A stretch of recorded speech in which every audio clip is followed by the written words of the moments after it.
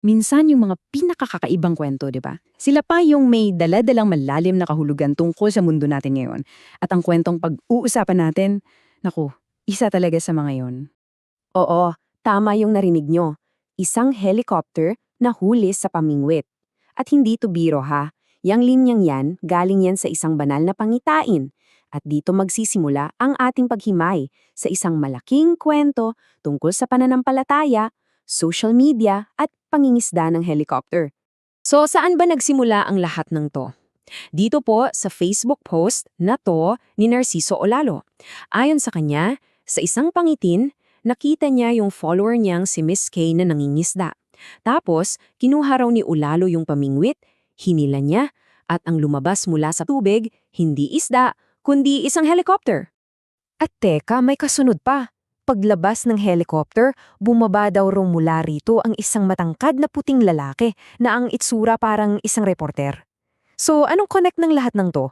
Pangingisda, helicopter, at isang misteryosong reporter? Dito na nagiging interesting yung usapan. Alam nyo, para sa atin, siguro parang ang weird lang, di ba? Isang panaginip. Pero para sa kanila, nako, iba to. Isa itong mensahe mula sa itaas na kailangang himayin, kailangang i-decode. Kaya naman, sa isang Zoom call, pinag-usapan at sinuri nilang mabuti ang bawat simbolo para makuha ang tunay na ibig sabihin.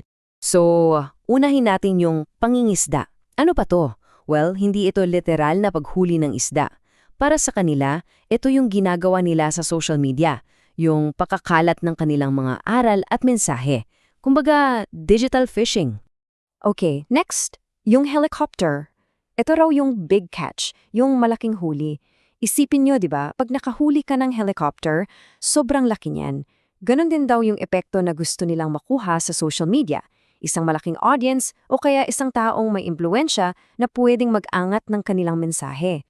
At syempre, yung huling piraso ng puzzle, yung reporter. Eto na raw yung pinaka-goal, ang makuha ang atensyon ng mainstream media, lalo na sa Amerika, para yung mensahe nila umabot na sa buong mundo. Yun pala yun. Okay, so, naintindihan na natin yung mga simbolo. Pero paano ba ito nangyayari sa totoong buhay? Dito na natin makikilala yung totoong mangingisda sa kwento, si Miss Key, at kung gaano kalaki ang papel niya sa kanilang digital na misyon. At pag sinabi nating gamit sa pangingisda, hindi ito biro Tingnan niyo to. May mga Facebook pages at groups. May YouTube, Pinterest, Google Drive para sa mga files, at meron pa silang sariling worldwide radio station. As in, isang buong digital operation. Grabe yung effort, no? In fact, si Miss K na mismo ang nagsabi sa Zoom call nila na, nako, full-time job ito. So ramdam mo talaga yung tindi ng dedikasyon na ibinubuhos nila para dito. Pero heto yung tanong, di ba? Siguro naiisip nyo rin to. Kung ang goal pala nila ay mapansin ng media, bakit hindi na lang sila dumiretso sa mga news outlets? Ba't kailangan pa dumaan sa social media sa pangingisda? Well, para sa kanila may dalawang daan. Sa isang banda, andyan yung mainstream media na tingin nila sarado na ang pinto. May sarili raw agenda at hindi sila pagbibigyan ng patas na pagkakataon. Sa kabilang banda naman, yung social media. Para sa kanila, ito yung tamang daan. Ito yung paraan na walang filter, diretso sa tao, at bahala na sila kung tatanggapin ba o hindi. At itong kawalan ng tiwala sa media, hindi ito bago. Sabi mismo ni Olalo, mahigit 13 taon na raw siyang nag-aantay na may reporter na lalapit at tutulong sa kanya. Pero wala raw. Kaya para sa kanila, malinaw kung saang landas sila dadaan.